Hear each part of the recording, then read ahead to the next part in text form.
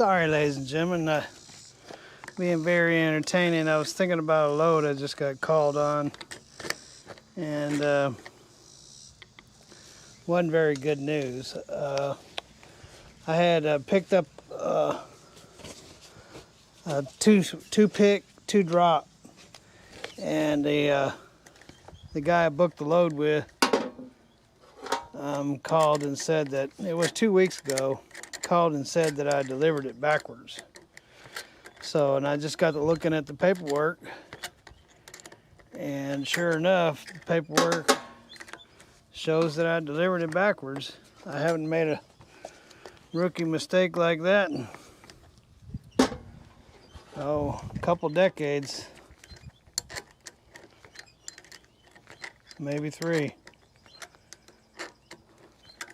If ever. I don't recall ever doing that.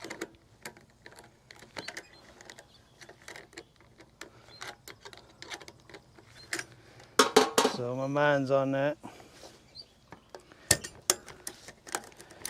And to get these hoses off of here, get ready to drain the fluids, get this radiator and cooler and air conditioner condenser off of here.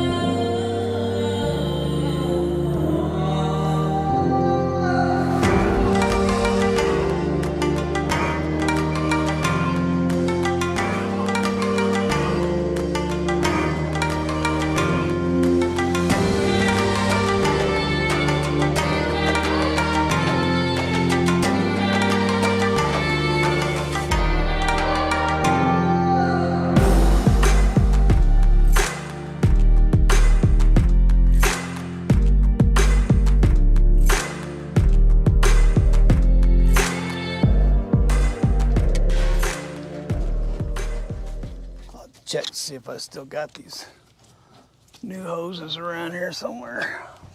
I used to carry spare parts all the time for the Pete.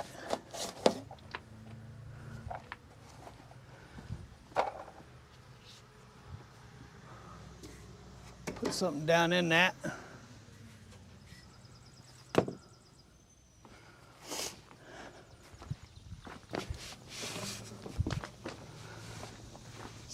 I guess for a lot of you that aren't aware, let me show you what this is all about.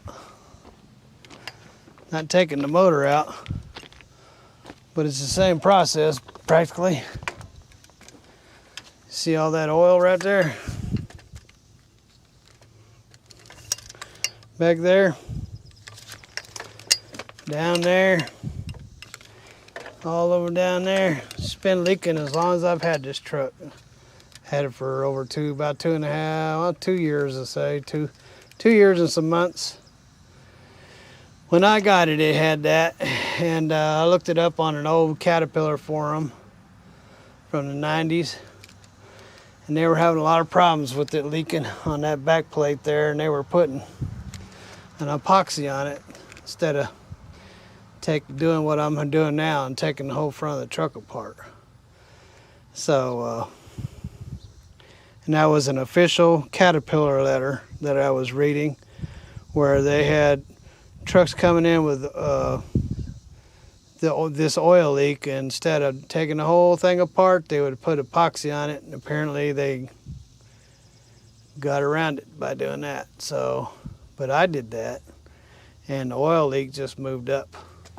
It didn't do anything. It just moved up.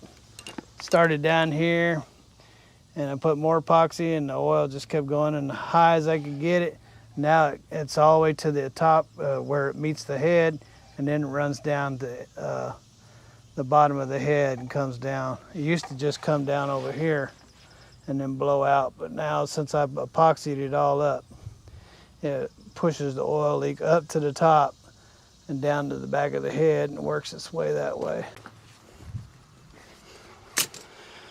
Whew.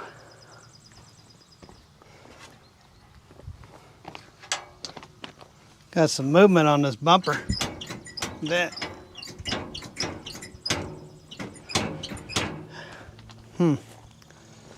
I remember when I put the bumper on there, I left it a little loose because this one here is a little thicker.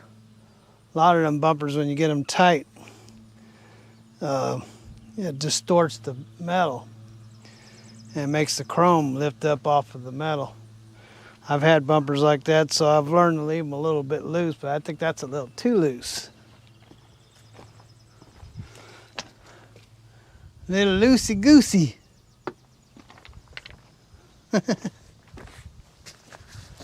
Yeah.